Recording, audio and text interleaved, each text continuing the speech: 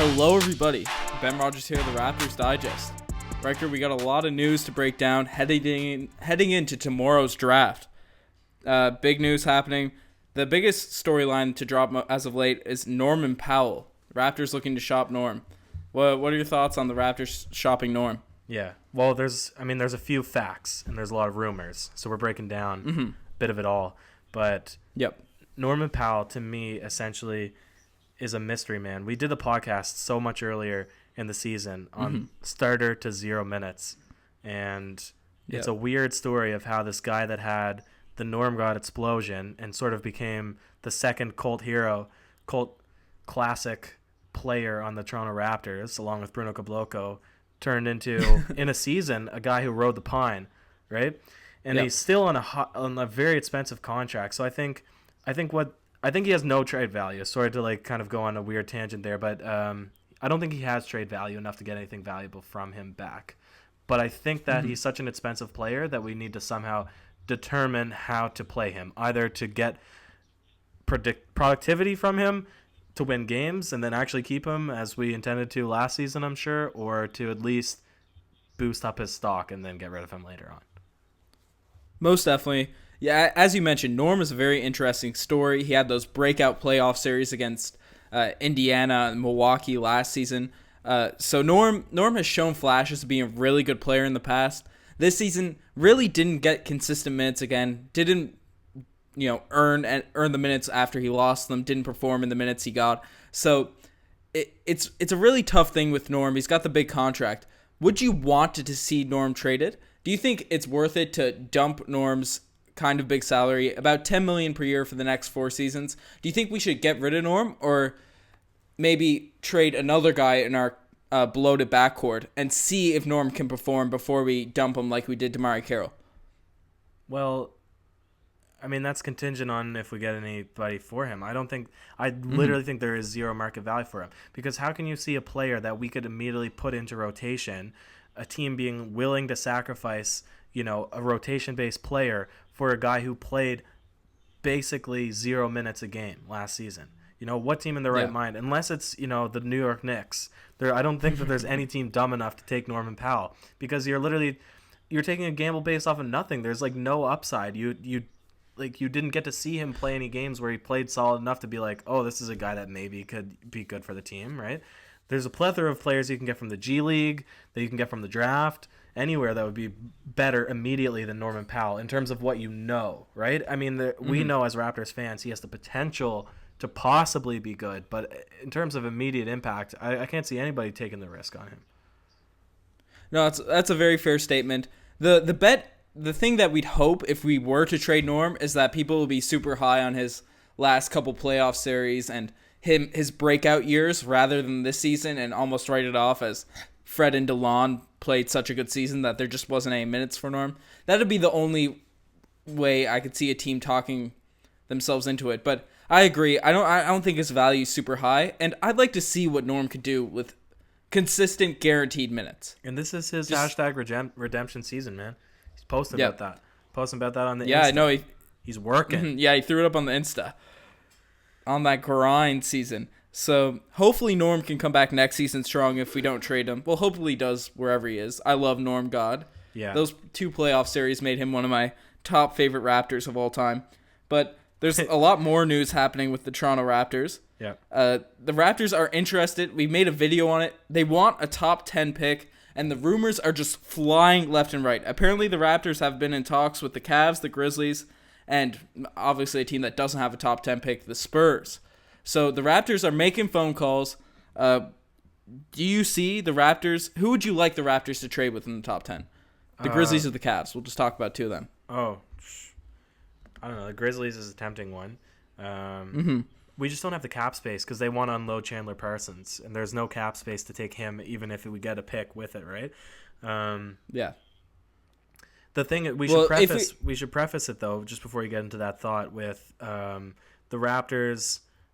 I mean, you would better explain this than I, but they've essentially said officially that they're not willing to go to a place where they have to rebuild. So they're not going to do anything entirely crazy to blow up the roster unless it's calculated.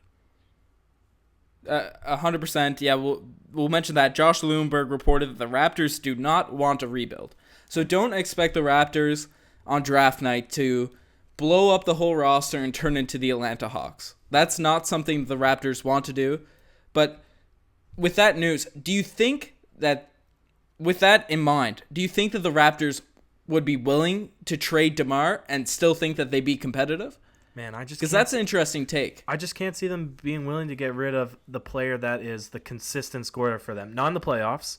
And I said this in the last podcast, is that I don't think that he should be the number one guy. I think that he's a guy that in the regular season can single-handedly put the entire team on his back if they're playing, a bad game, right? And he can win the game. He can take over a game and win, right? He can make a late minute shot, right? He's the one guy that I feel like if you got rid of him, then you're losing that fourth quarter, 2 minutes left leadership. And that's the most invaluable thing to have on a basketball team. I can see them getting rid of literally anybody else. Kyle Lowry, Jonas Valanciunas, Serge Ibaka. Yeah. I can see them dealing away any of those big names. I'm doing air quotations. I just don't see them getting rid of DeRozan unless they're getting a DeRozan-esque player back. Yeah, a superstar back. That's 100% fair. I agree with you on that point as well. DeMar DeRozan can be the best player on a good team, but the best player on a great team, like a fine NBA Finals championship contender, that's still to be in question, and he hasn't really shown that in the past. So do you see the Raptors maybe retooling and trying to get that number one best player? Maybe not immediately, but a young guy that could be that player in this year's draft.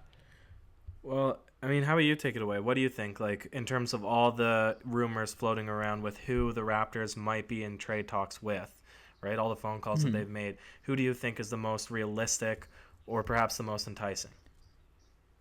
Well, I'll answer both questions, realistic and enticing. Realistic, we've heard the name multiple times, the Canadian guard on Kentucky, Shai Alexander. I'm not going to pronounce the middle name because I butchered it last podcast.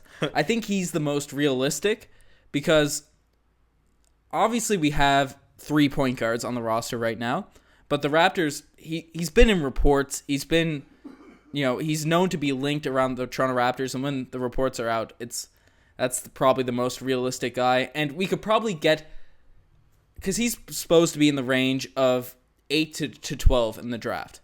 I think that's a place that we could trade into the draft for without giving up a guy like DeMar DeRozan or Kyle Lowry. Yeah. Maybe some valuable players, but we could realistically get them. But who's the most realistic team to trade with to get a pick for him or whoever? Well, the Cleveland Cavaliers are trying to do everything that they can to bring back LeBron James. Try and do everything. They have the 9th pick in this draft, and obviously, the Cleveland Cavaliers have been shown to have trigger fingers when it comes to trades and trying to get LeBron James. So I feel like Ujiri could maybe fleece them out of something, convince them that, I don't know, Norm will entice LeBron back. Maybe that's an exaggeration. Maybe a guy.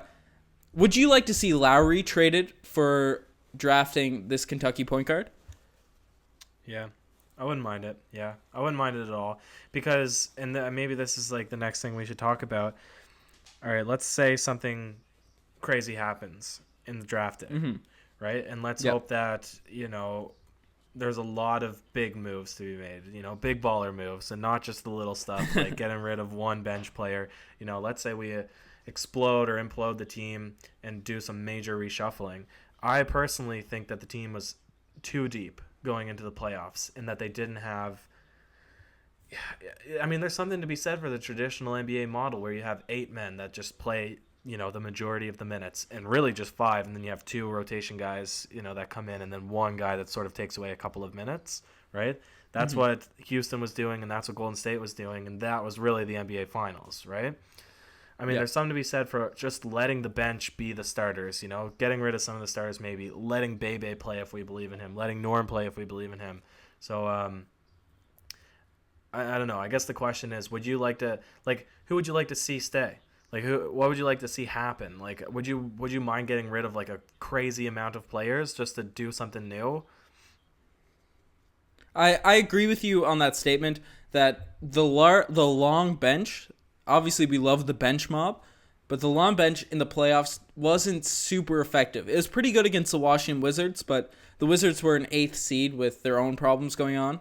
When we played against the Cavs, and you mentioned it, Bebe, he was thrown in there without playing for the past 3 games, and he just looked lost. Jakob Poeltl's minutes were cut down, and he was used to getting probably about 20 minutes per game, 18 to 20 minutes per game throughout the regular season. Coach still had to play minutes in the playoffs, but they were cut down with the long bench, and he just didn't perform against the Cleveland Cavaliers. He didn't show up. So I think you need to give guys consistent minutes, and they have to know what they're doing in the playoffs, or else they come out shook. So I wouldn't mind.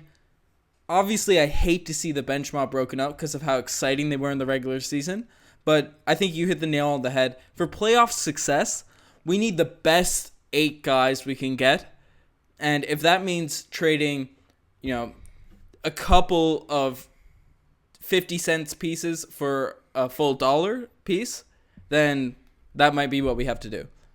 Yeah, that's true. Because basketball is a game, it seems, of one player. Well, I mean, that's the case. I mean, the LeBron James, I mean, he's in a league of his own, but we lost dragged one the lifeless carcass of 13 other players on his back throughout the entire, admittedly bad Eastern Conference, but, I mean, still on his very own, brought them to the finals. So, I mean, it just goes to show you need players more than a team, which is unfortunate, but yeah. I don't know. So hopefully we see some moves. Hopefully we see some crazy things happen, some big reshuffling. I wouldn't mind dealing away, as long as it's strategic, as long as there is some supreme analytical Moneyball type calculations going on behind the scenes. Most definitely. Yeah, I 100% agree. We don't want to make a trade for the sake of making a trade, even though, it's good content for the YouTube channel, but we want the best move for the Raptors, and we know that Masai Ujiri will do his best. So keep it locked to the Raptors Digest. Follow us on Instagram. If anything crazy happens with the Raptors, we're going to do it. Well, I'll do a live stream reaction on the Instagram to it, so check that out. Follow us on there. It's going to be some crazy stuff, Riker. Yeah, man. Exciting. Tomorrow goes down. It goes down tomorrow. Everybody, thanks for listening to the pod. Like, subscribe, and all that stuff. You're the best.